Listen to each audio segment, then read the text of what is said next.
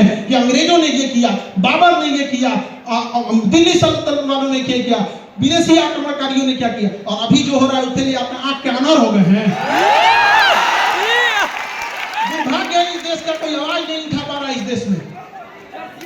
अब देखिए, याद रखिएगा, अकेला चना आंख फोड़ देता है, भाव नहीं फोड़ पाता है। एक बार याद रखिएगा, ये चंपारण की धरती है, अंग्रेजों के कान तक आवाज पहुंचा देती थी तो भारत सरकार है। आप बताओ, किसी कंपनी को हमने खिलवाड़ करने के लिए दे दिया और वह कंपनी बकायदा प्रचार कर रही है कि ये बटन दबाइए, इससे ये हो जाएगा। गांव में आज भी जो मोबाइल नहीं चलाता है वो एआई के यूज से हुए फोटोज को सही मान लेता है, और आज न जाने कितनों के साथ मिसयूज हो रहा है। बहुत सारे लोग, अब कोई फेमस चेहरा है तो लोग समझते हैं कि फेमस है इसके साथ हो जा रहा है, लेकिन कोई गांव का साधारण आप जैसे लोग हैं जो अभी अपनी मुकाम नहीं पहुंचा पाए हैं, गांव तक सीमित है, तो गांव के लोग कहेंगे फलानिया का लड़का ऐसा कर। सोचिए कितना हद तक बर्बाद कर रहा है, और हमारे सरकार को कानो कान खबर नहीं है। अरे क्या सुरक्षित रहेंगी उस देश में बेटियां जिसमें बलात्कारियों को भी बढ़िया वकील मिल जाता है। हम आपको कहते हैं कि कोई इस तरह का जघन्य अपराध किसी महिला को दहेज के लिए जला दे, किसी पे एसिड अटैक कर दे, रेप कर दे, अगर पढ़ने आए लात मार के भगा देंगे, नहीं पढ़ाएंगे तुमको, हम लोग नहीं पढ़ाएंगे। लेकिन हम वकील बिरादरी से भी कहते हैं, जब आपको पता चल जाता है केस क्यों लड़ लेते हैं, वो भी किसी के घर की बेटी है।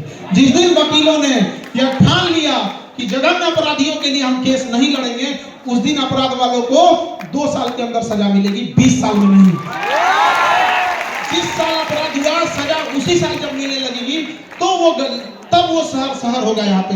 वरना ये स्मार्ट सिटी का क्या करेंगे जहाँ हमारी बहन बेटियां ही सुरक्षित ना हो। अरे हमारा सुंदर गांव ही लौटा दो जहाँ कोई किसी के साथ भेदभाव नहीं करता था, वो पुराना संस्कृति ही हमें लौटा दो। ये रख लो अपनी स्मार्ट सिटी जहाँ कोई किसी का।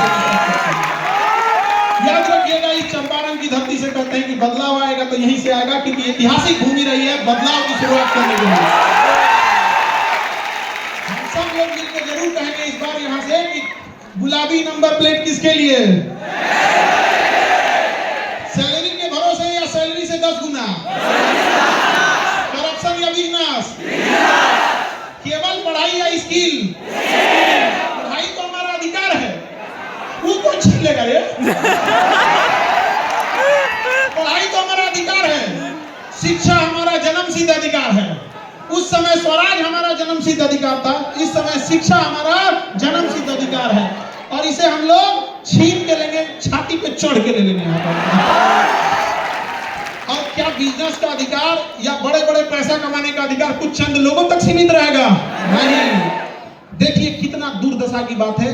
कल्पना कीजिए आप कि कोई एमबीबीएस का डॉक्टर हो, एम्स से पढ़ा हो, और अपन टेटनस के इंजेक्शन लगाने के लिए लाइन में खड़ा रहे, तो लोग क्या कहेंगे? दे भाई ते कैसा डॉक्टर है? नहीं समझे? एमबीबीएस का डॉक्टर हो और अपन बेटा को इंजेक्शन में लाइन लगाने के लिए लाइन में खड़ा हो, तो कहेगा भैया तुम तो खुद ही डॉक्टर, अपने बेटा को इंजेक्शन लगा दो। हंसेंगे कि नहीं करेंगे? लेकिन ये वही देश है जहां अनाज उगाने वाले किसानों को 5 किलो भात के लिए लाइन में लगा दिया गया।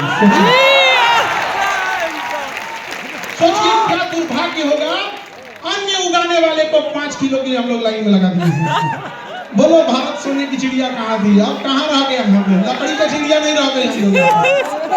याद रखिए, हम सबको, आप सबको